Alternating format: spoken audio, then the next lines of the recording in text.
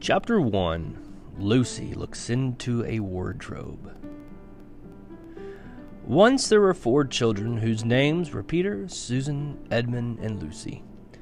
This story is about something that happened to them when they were sent away from London during the war because of the air raids. They were sent to the house of an old professor who lived in the heart of the country, 10 miles from the nearest railway station and 2 miles from the nearest post office. He had no wife, and he lived in a very large house with a housekeeper called Miss Macready and 3 servants. Their names were Ivy, Margaret, and Betty, but they do not come into the story much. He himself was a very old man with shaggy white hair which grew over most of his face as well as on his head, and they liked him almost at once. But on the first evening when he came out to meet them at the front door, he was so odd-looking that Lucy, who was the youngest, was a little afraid of him, and Edmund, who was the next youngest, wanted to laugh and had to keep on pretending he was blowing his nose to hide it. As soon as they had said good-night to the professor and gone upstairs on the first night, the boys came into the girls' room and they all talked it over. "We've fallen on our feet, and no mistake," said Peter. "This is going to be perfectly splendid. That old chap will let us do anything we like." "I think he's an old dear," said Susan. "Oh, come off it," said Edmund, who was tired and pretending not to be tired, which always made him bad-tempered. "Don't go on talking like that." "Like what?" said Susan. "And anyway, it's time you were in bed." "Trying to talk like mother," said Edmund. "And who are you to say when I'm to go to bed? Go to bed yourself." "Hadn't we all better go to bed?" said Lucy. "There's sure to be a row if we're heard talking here." "No, there won't," said Peter. "I'll tell you this is the sort of house where no one's going to mind what we do. Anyway, they won't hear us.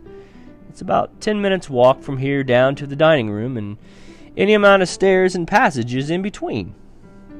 "What's that noise?" said Lucy suddenly. It was a far larger house than she'd ever been in before, and the thought of all those long passages and rows of doors leading into empty rooms was beginning to make her feel a little creepy. "It's only a bird, silly," said Edmund. "It's an owl," said Peter. "There's going to be a wonderful place for birds. I shall go to bed now. I say, let's go and explore tomorrow. You might find anything in the place like this. Did you see those mountains as we came along? And the woods? Well, there might be eagles. There might be stags. There'll be hawks. And badgers? Foxes," said Edmund. "Rabbits," said Susan. But when next morning came, there was a steady rain falling, so thick that when you looked out of the window you could see neither the mountains, nor the woods, nor even the stream in the garden. "Of course it would be raining," said Edmund. They had just finished their breakfast with the professor and were upstairs in the room he had set apart for them, a long, low room with 2 windows looking out in one direction and 2 in another. "Do stop grumbling, Ed," said Susan. 10 to 1, it'll clear up in an hour or so, and in the meantime, we're pretty well off. There's a wireless and lots of books." "Not for me," said Peter. "I'm going to explore in the house." Everyone agreed to this, and that was how the adventures began. It was the sort of house that you never seemed to come to the end of, and it was full of unexpected places. The first few doors they tried led only into spare bedrooms, as everyone had expected that they would. But soon they came to a very long room full of pictures, and there they found a suit of armor.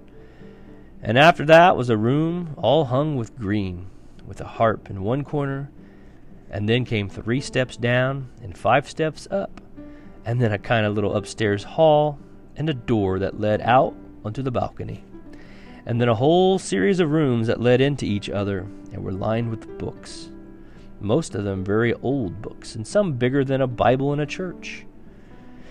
And shortly after that they looked into a room that was quite empty, except for one big wardrobe, the sort that has a looking-glass in the door. There was nothing else in the room at all except a dead blue bottle on the windowsill. "Nothing there," said Peter, and they all trooped out again, except Lucy. She stayed behind because she thought it would be worthwhile trying the door of the wardrobe, even though she felt almost sure that it would be locked. To her surprise, it opened quite easily, and 2 mothballs dropped out. Looking into the inside, she saw several coats hanging up, mostly long fur coats. There was nothing Lucy liked so much as the smell of and the feel of fur. She immediately stepped into the wardrobe and got in among the coats and rubbed her face against them, leaving the door open, of course, because she knew that it is very foolish to shut oneself into any wardrobe. Soon she went further in and found that there was a second row of coats hanging up and behind the first one.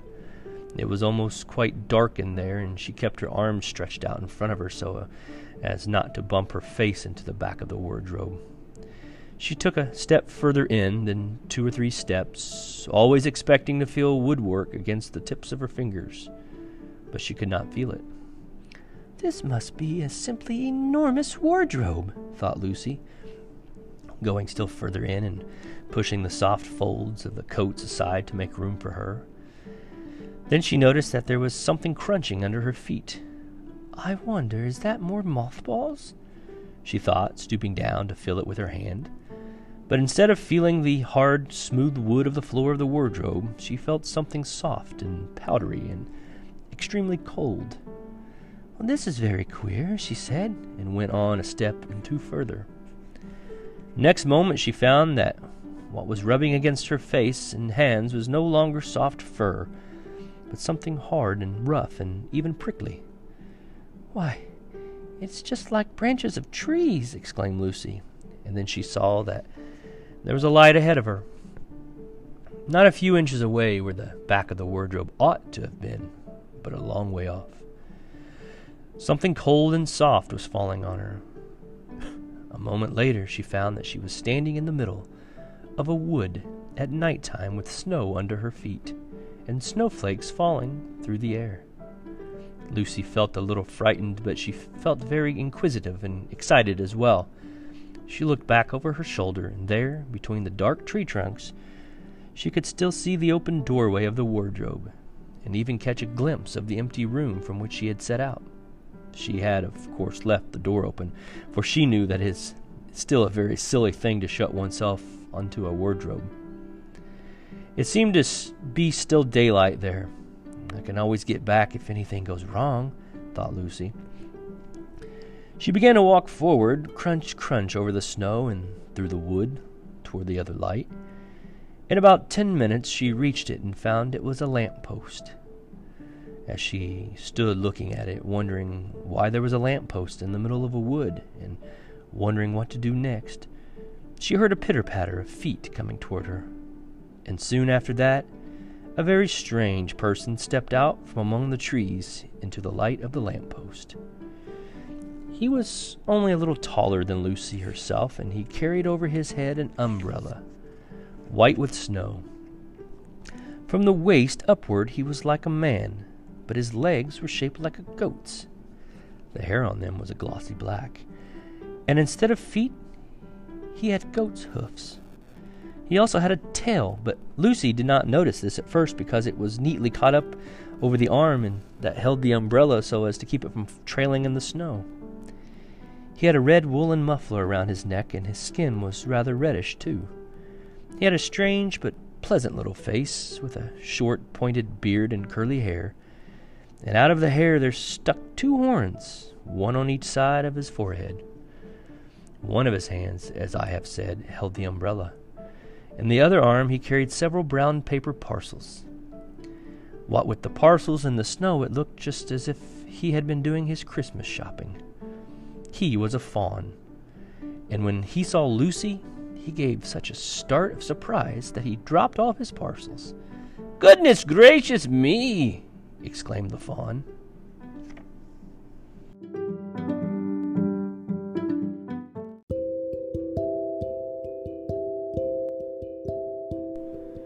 Chapter 2. What Lucy Found There.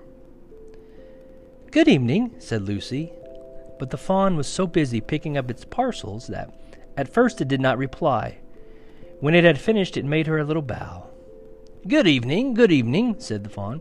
Excuse me, I don't want to be inquisitive, but should I be right in thinking that you are a daughter of Eve? My name's Lucy, said she, not quite understanding him. But you are, forgive me, you are what they call a girl, asked the fawn. Of course I'm a girl, said Lucy. You are in fact human? Of course I'm human, said Lucy, still a little puzzled. To be sure, said the fawn. How stupid of me! But I've never seen a son of Adam or a daughter of Eve before. I am delighted, that is to say, and then it stopped as if it had been going to say something it had not intended, but had remembered in time. Delighted, it went on. Allow me to introduce myself. My name is Tumnus. I am very pleased to meet you, Mr. Tumnus, said Lucy. And may I ask, O Lucy, daughter of Eve, said Mr. Tumnus, how you have come into Narnia? Narnia? What's that? Said Lucy. This is the land of Narnia, said the fawn, where we are now, all that lies between the lamp-post and the great castle of Cair Paravel on the eastern sea. And you have come from the wild woods of the west? I got through the wardrobe in the spare room, said Lucy. Ah, said Mr. Tumnus in a rather melancholy voice.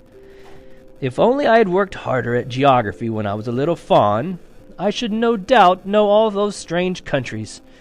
It is too late now. But they aren't countries at all, said Lucy, almost laughing. It's only just back there. It at least, I'm not sure. It is summer there. Meanwhile, said Mr. Tumnus, it is winter in Narnia, and it has been for ever so long, and we shall both catch cold if we stand here talking in the snow. Daughter of Eve from the far land of Sperum, where eternal summer reigns around the bright city of Wardrobe, how would it be if you came and had some tea with me? Thank you very much, Mr. Tumnus, said Lucy, but I was wondering whether I ought to be getting back. It's only just around the corner, said the fawn, and there'll be a roaring fire, and toast, and sardines, and cake. Well, it's very kind of you, said Lucy, but I shan't be able to stay long.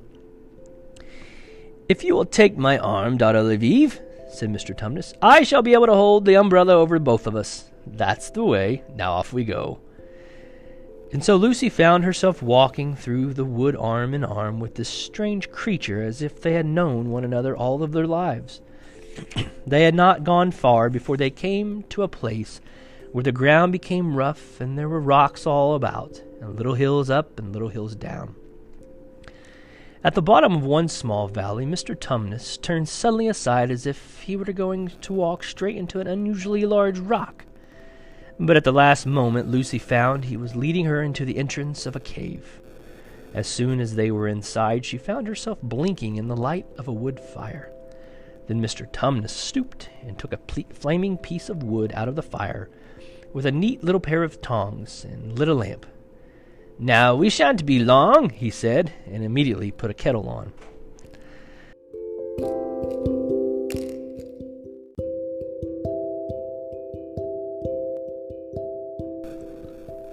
Lucy thought she had never been in a nicer place. It was a little dry, clean cave of reddish stone with a carpet on the floor, and 2 little chairs, one for me and one for a friend, said Mr. Tumnus, and a table and a dresser and a mantelpiece over the fire, and above the picture of an old fawn with a gray beard. In one corner there was a door, which Lucy thought must lead to Mr. Tumnus's bedroom, and on one wall was a shelf full of books. Lucy looked at these while he was setting out the tea things. They had titles like The Life and Letters of Silliness, or Nymphs and Their Ways, or Men, Monks, and Gamekeepers, A Study in Popular Legend, or Is Man a Myth? Now, daughter of Eve, said the fawn. And really it was a wonderful tea. There was a nice brown egg, lightly boiled, for each of them, and then sardines on toast, and then buttered toast, and then toast with honey, and then sugar-topped cake. and when Lucy was tired of eating, the fawn began to talk. He had wonderful tales to tell of life in the forest. He told about the midnight dances and how the nymphs who lived in the wells and the dryads who lived in the trees came out to dance with the fawns, about long hunting parties after the milk-white stag who could give you wishes if you caught him, about feasting and treasure-seeking with the wild red dwarfs in deep mines and caverns far beneath the forest floor, and then about summer, and when the woods were green and old Silenus on his fat donkey would come to visit them, and sometimes Bacchus himself, and then the streams would run with wine instead of water, and the whole forest would give itself up to jollification for weeks on end. Now that it isn't always winter now, he added gloomily. Then, to cheer himself up, he took out from his case on the dresser a little strange flute that looked as if it were made of straw, and he began to play. And the tune he played made Lucy want to cry and laugh and dance and go to sleep all at the same time. It must have been hours later when she shook herself and said, "Oh, Mr. Tumnus, I'm so sorry to stop you, and I do love that tune, but really, I must go home. I only meant to stay for a few minutes." "It's no good now, you know," said the fawn, laying down its flute and shaking its head at her very sorrowful. "No good?" said Lucy, jumping up and feeling rather frightened. "What do you mean? I've got to go home at once. The others will be wondering what has happened to me." But a moment later she asked, "Mr. Tumnus, whatever is the matter?" For the fawn's brown eyes had filled with tears, and then the tears began trickling down its cheeks, and soon they were running off the end of its nose, and at last it covered its face with its hands and began to howl. "Mr. Tumnus!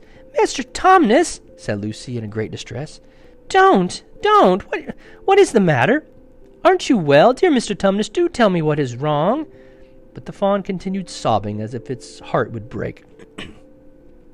And even when Lucy went over and put her arms around him and lent him her handkerchief, he did not stop. He merely took the handkerchief and kept on using it, wringing it out with both hands whenever it got too wet to be any more use, so that presently Lucy was standing in a damp patch. "Mr. Tumnus," bawled Lucy in his ear, shaking him, "do stop it at once. You ought to be ashamed of yourself, a great big fawn like you. What on earth are you crying about?" Oh, sobbed Mr. Tumnus. "I'm crying because I'm such a bad fawn." "I don't think you're a bad fawn at all," said Lucy. "I think you are a very good fawn. You are the nicest fawn I've ever met." Oh, you wouldn't say that if you knew," replied Mr. Tumnus between his sobs. "No, I'm a bad fawn. I don't suppose there ever was a worse fawn since the beginning of the world." "But what have you done?" asked Lucy. "My old father, now," said Mr. Tumnus. "That's his picture over the mantelpiece. He would have never done a thing like this." A thing like what?" said Lucy. "Like what I've done," said the fawn. "Taken service under the White Witch. That's what I am. I'm in the pay of the White Witch." "The White Witch? Who is she?" "Why, it is she that has got all Narnia under her thumb, and it's she that makes it always winter and never Christmas. Think of that." "How awful," said Lucy.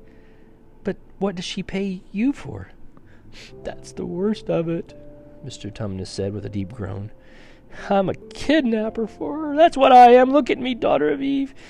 Would you believe that I'm the sort of fawn to meet a poor innocent child in the wood, one that had never done me any harm, and pretend to be friendly with it, and invite it home to my cave, all for the sake of lulling it to sleep and then handing it over to the White Witch?" "No," said Lucy. "I'm sure you wouldn't do anything of the sort." "But I have," said the fawn. "Well," said Lucy rather slowly, for she wanted to be truthful and yet not be too hard on him. "Well, that was pretty bad, but you're so sorry for it that I'm sure you will never do it again." "Daughter of Eve, don't you understand?" said the fawn. "It isn't something I have done. I'm doing it now, this very moment." "What do you mean?"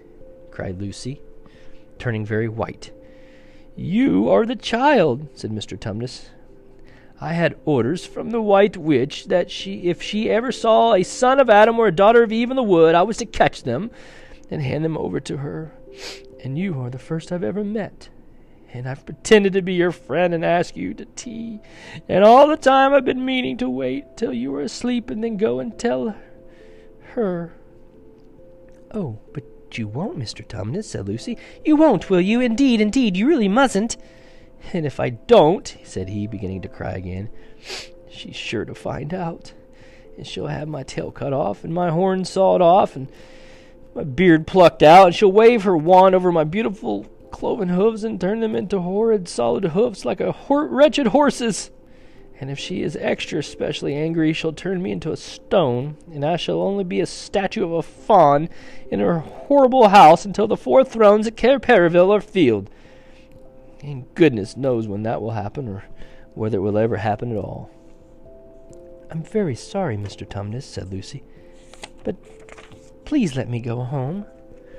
"Of course I will," said the fawn. "Of course I've got to. I see that now. I hadn't known what humans were like before I met you.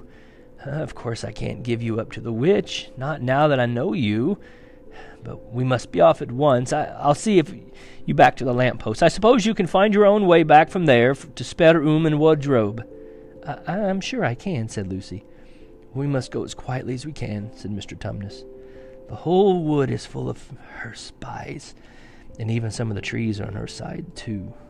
They both got up and left the tea things on the table, and Mr. Tumnus once more put up his umbrella and gave Lucy his arm, and they went out into the snow. The journey back was not at all like the journey to the fawn's cave. They stole along as quickly as they could, without speaking a word, and Mr. Tumnus kept to the darkest places. Lucy was relieved when they reached the lamp-post again. "Do you know your way from here, daughter of Eve?" said Tumnus. Lucy looked very hard between the trees and could just see in the distance a patch of light that looked like daylight. "Yes," she said, "I can see the wardrobe door." "Then be off home as quick as you can," said the fawn. "And can you ever forgive me for what I meant to do?" "Why, of course I can," said Lucy, shaking him heartily by the hand. "And I do hope you won't get into dreadful trouble on my account." "Farewell, daughter of Eve," said he. "Perhaps I may keep the handkerchief." "Rather," said Lucy, and then ran off toward the far patch of daylight as quickly as her legs could carry her. And presently, instead of rough branches brushing past her, she felt coats, and instead of crunching snow under her feet, she felt wooden boards, and all at once she found herself jumping out of the wardrobe into the same empty room from which the whole adventure had started. She shut the wardrobe door tightly behind her and looked around, panting for breath. It was still raining, and she could hear the voices of the others in the passage. "I'm here," she shouted. "I'm here. I've come back. I'm all right."